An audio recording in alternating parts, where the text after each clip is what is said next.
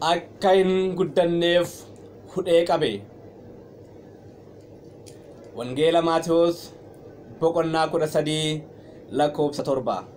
Maqaa Abbaa, maqaa Ilmaa, maqaa Hafuura Qulqulluu, Waaqa tokkoo. Ameen. በስመ አብ ወወልድ ወመንፈስ ቅዱስ አሐዱ አምላክ አሜን። እጋ ማቲ ዋቀዮ ኦርዶፍቶን ፍሪ ተዋሂዶ ቱቢ የኬሳ በያላ ከን ጅርተን አከም ጅርቱ አከሚን ቱርተኒ አከሚን ሰዓቲ ከነ ይግደኒ ገለኒ ዋቀ ኬኝ ኡማ ኬኝ ቆሪቻ ኬኝ ኢሳ ኤጌቲክሴ በሩ ሀርከ ኢሳ ረቲ አከ ቡጳቲ ዮካን አከ ቅሌ ዮካን አከን ቃቁቲ ኑ ኤጌ ኑ ቲክሴ ኑ ገርጋሪ ኤጌ ሀራን ኑ ገ maqaan isaa kan ulfaate kan kabajame nuuf haa ta'u. Isa waamne deessu haadha isaa qulqulleettii qulqullootaa kan taate, abdii cubbamootaa kan taate, abdii uumama Addaam sanyii Addaam hundaaf abdii kan taate, kennaa kan taate, guyyaa gaafa jimaataa sana fannoo isaa jalatti bartuu isaa kan ta'e Yohaannisitti ilaa haadha kee akkuma wangeela Yohaannis boqonnaa 19 lakkoofsa 26 kaanee argannu Yohaannis ilaa haadha kee haadha isaa Maariyaamiitiin immoo ilaa ilma kee ittiin jedhe yeroo itti kenne kennaa kan nuuf taate kennaa fannoo jalaa maqaan ishee kan ulfaate kan kabajame kan ol jedhe nuuf haa ta'u. Akkasuma maqaa ishee waamanii kan biraa hin hambisne yoomiyyuu biraa hambisuun kan nuuf hin malle ergamoota Waaqayyoo, toloota Waaqayyoo, qulqulloota Waaqayyoo nu eeguudhaaf jecha sa'aatii 24 guutuu kallattii bahaaf dhiyaa kaabaaf kibbaan kallattii hundumaatiin naannoo keenya kan marsan naannoo warra Waaqayyoon sodaatanii ergamoonni Waaqayyoo ni buufatu, ni eegu, ni tiksu akkuma jedhu ergamoonni Waaqayyoo warri nu eeguuf tattaafatan maqaan isaanillee kan ulfaate kan kabajame kan ol jedhu nuuf haa ta'u. Akkasuma toloonni qulqulloonni kennaaf aangoo isaaniit maqaan isaaniis kan ulfaate kan kabajame kan ol jedhu nuuf haa ta'u. Ameen. Egaa maatii Waaqayyoo guyyaa har'aa barnoota sagalee Waaqayyoo kan waliin ilaallu akka hin guddanneef akka maal hin taaneef akka hin guddanneef hudhee qabee jedha. Wangeela Maatiyos boqonnaa 13 lakkoofsa 7 irraa arganna. Maalidha laata? Maal hudhee laata? Akka hin guddanneef kan inni qabe maalidha laata jennee ilaalla. Waaqayyo hunduma keenya nu haa gargaaru. Egaa maatii Waaqayyoo akka hin guddanneef akka ijaan godhanneef kan inni hudhee qabe sun maali laata jennee yoo ilaalle seenaa namichi sanyii facaasu sana ilaalla. Bakka meeqa bu'e? Bakka 4 bu'e. Inni jalqabarraa karaa irra bu'e. Maalirraan jedhe? Karaa irra bu'e. Inni lammaffaarraa dhagaarra bu'e. Inni sadaffaarraa yeroo inni facaasu qoree irra bu'e. Inni arfaffaan garuu biyyeerra bu'e. Galanni Waaqayyoodhaaf haa ta'u. Karaarra kan bu'an kiristaana yeroodhaan yeroo dhufanii kiristaana addunyaarra akka tasaa darbanidha. Kiristaana yeroodhaan dhufanii dingata utuu hin qophaa'in kan darban kan lubbuudhaan utuu qalbiin jijjiirratin utuu fooniif dhiiga Waaqayyoon fudhatin osoo Kiristoosin faana hin jiraatin lubbuun isaanii kan darban karaarra kan bu'anidha jechuudha. Waaqayyoo firii akkasiirraa hunduma keenya nu haa oolchu. Inni lammaffaan dhagaarra kan bu'anidha. Maalirraan jedhe? Dhagaarra kan bu'anidha. Dhagaarra kan bu'an carraa biqiluu hin arganne, biqiluu hin danda'ani, biqiluu waan hin dandeenyeefi biyyoo waan hin arganneefi achirratti goganii achirratti hafanii Waaqayyo kanarraa hunduma keenya nu haa oolchu. Kunis immoo maaliin fakkeeffama yoo jenne kiristaana ta'anii mana Waaqayyoo dhufanii hojiitti kan hin jijjiirre laala hin dhaga'u, hojiitti hin jijjiirani, sagalee Waaqayyoo hin baratu, sagaleen Waaqayyoo yeroo barsiifamu hin dhaga'u, garuu hojiitti jijjiiruu irratti hanqina guddaa qabu. isaan kunis yeroo kana kunis gufaatii garmaleedha jechuudha. Isaan kun akka dhagaarra warra bu'eetti lakkaawama jechuudha. Waaqayyo kanarraa hunduma keenyan haa oolchu. Inni sadaffaani qoreerraadha. Qoreerra kan ta'ani dhaggeeffatanii waa'ee fooniif yaada lubbuuf yaada hin dhaggeeffatu garuu fooniif lubbuu wal bira qabu. Ilaalaa kan foonii kan lubbuurra caalchifatu kan foonii ol qabanii kan lubbuu gadi buusu yeroo kan lubbuu gadi bu'u lubbuudhaaf yeroo iddoo laanne jireenya bara baraa argachuudhaaf bakka hin qabaanne yeroo kana innis kufaatii garmaleedha. Waaqayyo hunduma keenya nu haa oolchu. Kanaaf yaada waa'ee foonii fi yaada waa'ee lubbuu yaadu dagachuu dadhabanidha jechuudha. Yaada isaanii waa'ee lubbuuf yoon akkam hojjedhe fooniif immoo yoom akkamittiin yaade jiraachuu danda'a jedhee dhaggeeffachuudhaan dagachuudhaan dhaggeeffachuu dhabuudhaan kan badan kan kufanidha jechuudha. Waaqayyo hunduma keenya nu haa baraaru. Egaa maatii Waaqayyoo inni arfaffaa fi inni dhumaa biyyeerra warra bu'anidha. Biyyeen warra hojii hafuuraaf bakka guddaa kennanidha jechuudha. Galanni Waaqayyoodhaaf haa ta'u. Yaada waa'ee hafuuraatii fi waa'ee amantii isaanii fi waa'ee lubbuu isaanii fi waa'ee fannoo morma isaaniitii fi waa'ee jireenya lubbuu isaanii fi warra iddoo kennanidha jechuudha. Warra bakka kennanidha. Yeroo hundumaatti fooniif bakka kan hin laanne irra caalaatti lubbuuf kan iddoo qaban yookaan bakka kan kennan isaan sun biyyeerra warra bu'anna jechuudha. Kanaaf isaanis firii 30, firii 60, firii 100 warra buusanidha. Waaqayyo nama firii 30, firii 60, firii 100 buusee hirmaattuu maaddii isaa dhaaltuu mootummaa isaa ta'u hunduma keenya nu haa taasifatu. Egaa maatii Waaqayyo akka hin guddanneef kan hudhamee qabe maalidha ree jenne yoo ilaalle warreen kana keessa kan karaarra bu'e kan dhagaarra bu'ee fi kan qoreerra bu'e akka hin guddanneef qabamanii karaatti hafanii Waaqayyo karaatti hafuurraa hunduma keenya nu haa oolchu. Kan firii gaarii bu'aa gaarii kan argamsiise warra biyyeerra bu'e warra sagalee Waaqayyo dhaggeeffatanii hojiidhaan kan agarsiisanidha jechuudha. Yoo hojiidhaan agarsiisne dhugumatti ni fayyina. Ni fayyina moo hin fayyinu? Hin fayyina. Ni fayyina jennee yoo amanne nu fayyisa Waaqayyo jennee yoo amanne dhugumatti nu fayyisa. Waaqayyo hunduma keenya cubbuu keenya irraa fayyisee nu haa qulqulleessu. Kanaaf maatii Waaqayyo macaafa Isaayaas raajichaa boqonnaa 5:1 irraa akkana jedha. Maaloo kottaa maaloo maal godha? Maaloo kottaa iddoo waynii koo kanatti murteessaa jedha. Ilaala. Egaa maatii Waaqayyo iddoo waynii kana kan biraan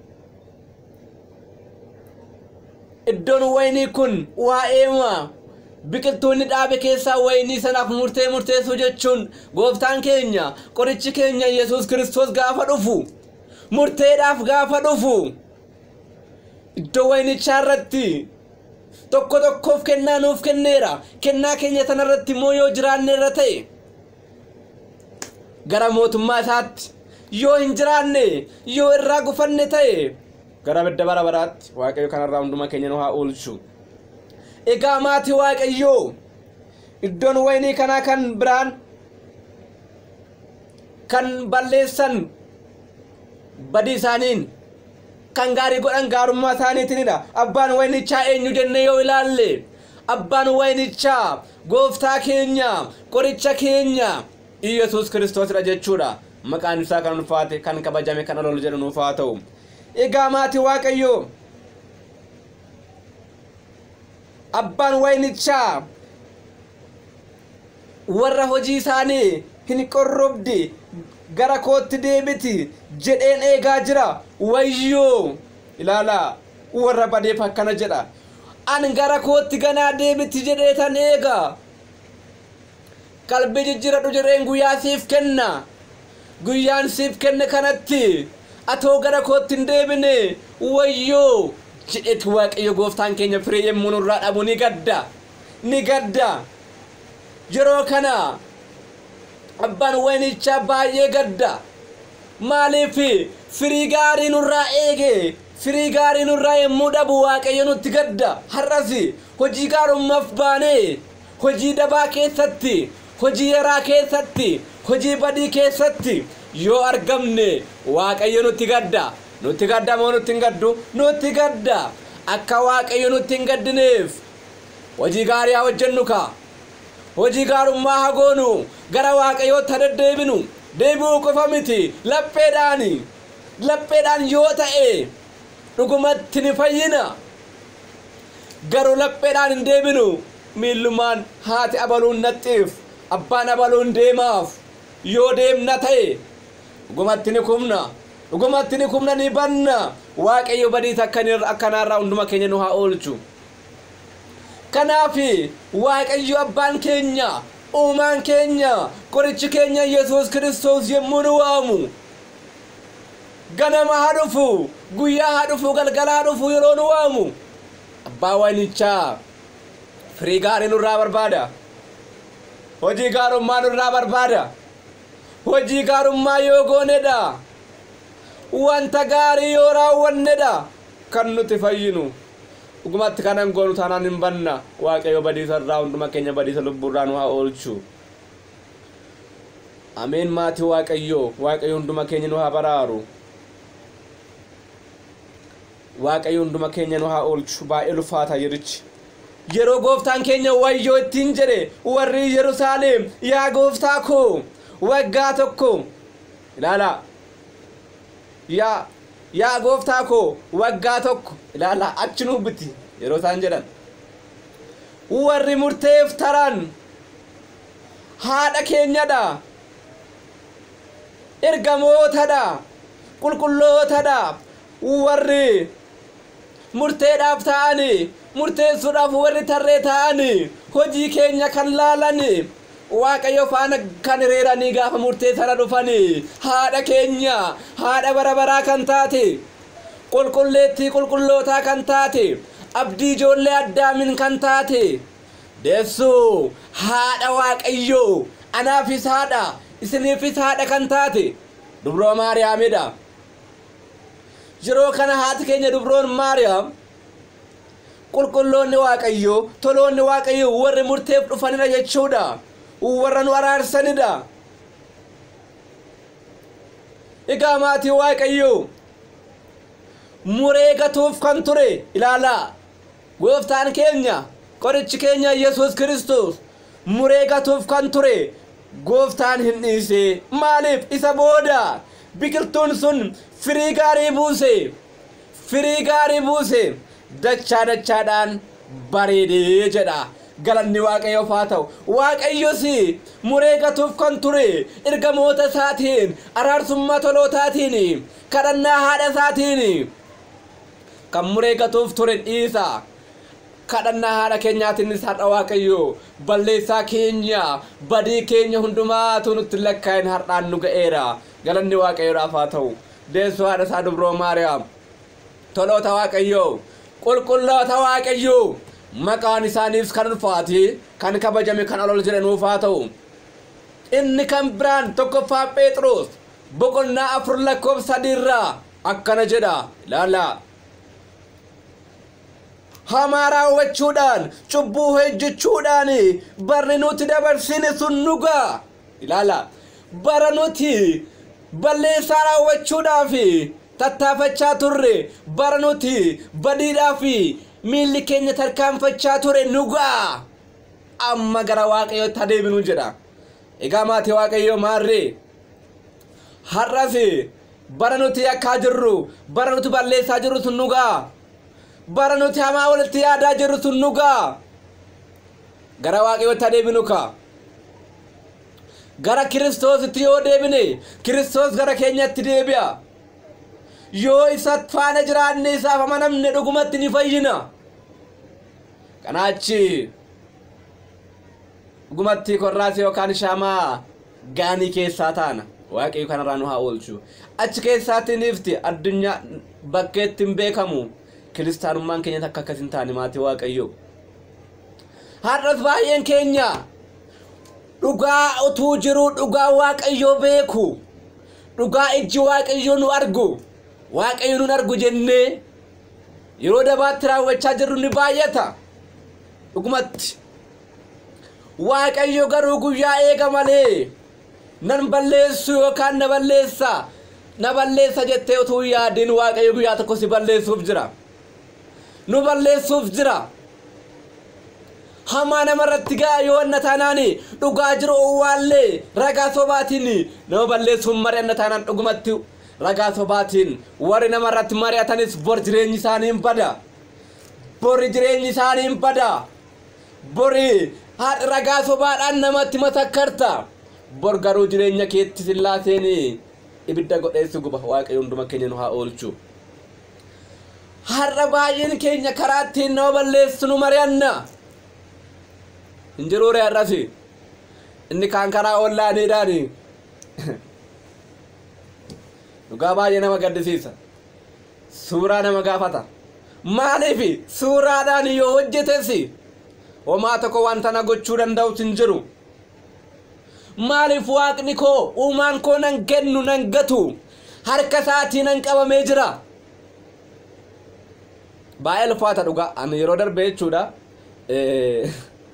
maal jedhu miti waaqayyo dhiifama isaaniif haa godhu jedha shira adda addaa xaxanii yeroo kana karaa adda addaadhaan na balleessuudhaaf mana sheekotaa deemanii mana sheekii deemanii narratti hojjetanii garuu nan danda'uun jedhe hin deemanii yeroo kana ammas namni sun da'u silkiidhaan dawwalee maal godha karaa kanaa hin danda'amne ammayyuu akkuma kanadha sababa maaliitiif beektu maatii waaqayyo sababa mana waaqayyoo dhaabbannuuf sababa tajaajilaa waaqayyoo ta'aniifi inaaffaan baay'ata ollaatti amantaa gananii ba'anii achi as shiraxatu maaliif dhugumatti waaqayyootti naman kennin malee baay'ee ulfaata yeroo kana bakka sanatti jechuudha namni kuni waan akkasii godhee akka ittiin kenniifi nyaachisi kan jedhudha waaqayyoof galanni haa ta'u homaa tokko nu hin dandeenye waaqayyo nu oolchera yoo baase torbee lama hanga sadii wayii xiqqoona akkas ta'e malee takka raakkare malee nan dandeenye ammas nan danda'u maaliif waaqayyoon qaba waan ta'eef yeroo kana dheenyuma torbee kana keessa immoo maal godhanii dhufatoo hin taane oonlaayinii irraan dhufaniiti viidiyoo faarfannaa keenyaa erginaan jedha nama ta'e akkas gara maqaasaa kanadha gara jimmarraan jechuudha gara harargenaan jedha garuu gara gaaroo kana natti fakkaata namni kuni abaluu jechuun danda'u yeroo kana maal goota suuraan jedheeni viidiyoo innaan viidiyoo keen barbaade naan jedhe maal viidiyoo maal jetta bira qabdee maaliif natti himta viidiyoo kee osoo hin taane suuraa keenaan jedheen dhugaa waaqayyo jechuudha waaqa mikaa'elilaa waaqni mikaa'elii kan na beeku suuraa koo barbaaddeeti suuraa koo fudhadheen teelegiraamiidhaan suuraa 6-7 ergeefi wanta barbaaddan immoo gochuu dandeessu hin gootu garuu hin dandeessani waaqayyoon busheessan jedheeni yeroo kana namni kun baay'ee na'ee tilkeeyyuu darraa rommaa kaasee keetummaa haalidhaan kanaan mitennaan waan barbaadde godhin jedheeni yeroo kana namni kun baay'ee na'ee jira jechuudha maaliifi suuraa keessan miti qaamaan fuudhanii maa barbaadan isin hin geessin amantii qabaannaan nan danda'ani yeroo kanatti narratti akkas godhanii homaa tokkoyyuu waaqayyoof galanni haa ta'u har'a ga'eera kanaaf maaliifan jedha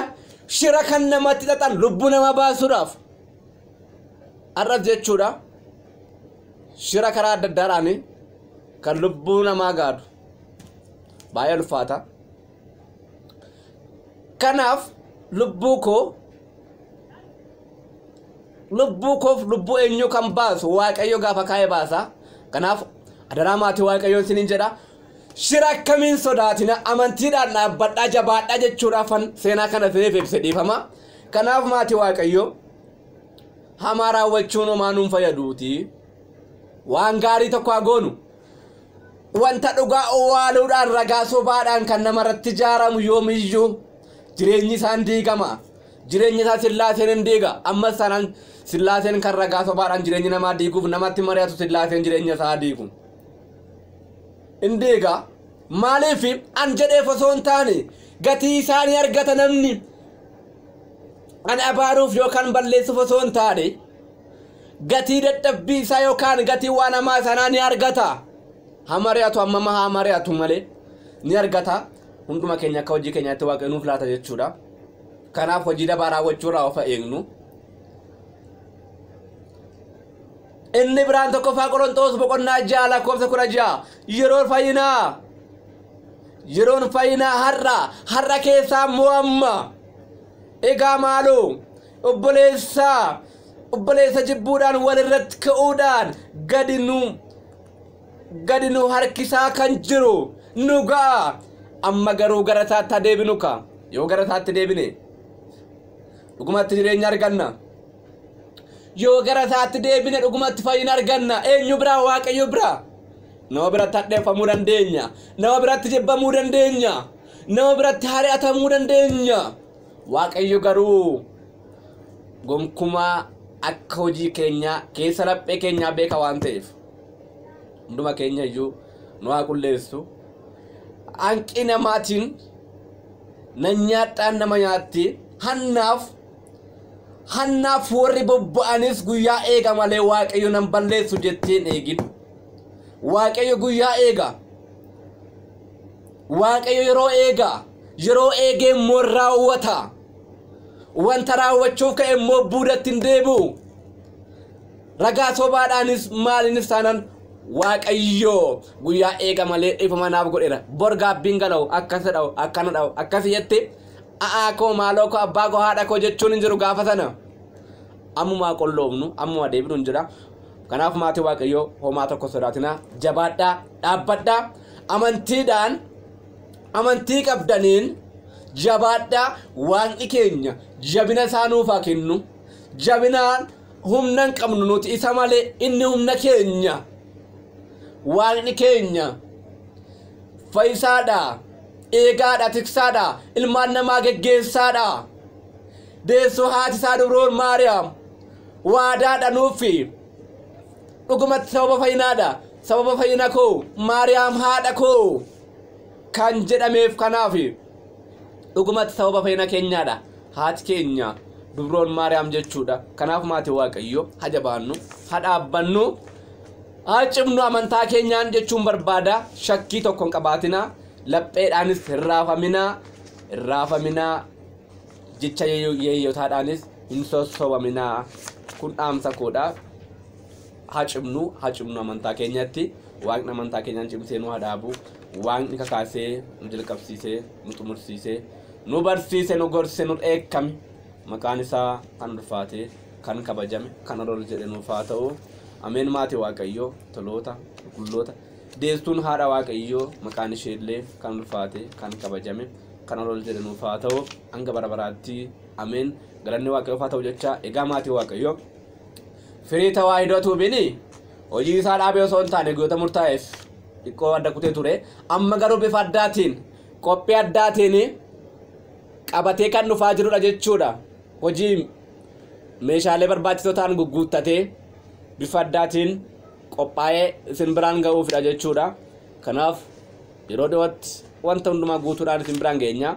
Faaruu haarawwaas yeroo dhiyootti guyyoota lamman kana sadan kanaatitti faaruu haarawwaa faarfattuu lalisee siwayyaa kuusaatiin yeroo dhiyootti isin biraan geenya jechuudha.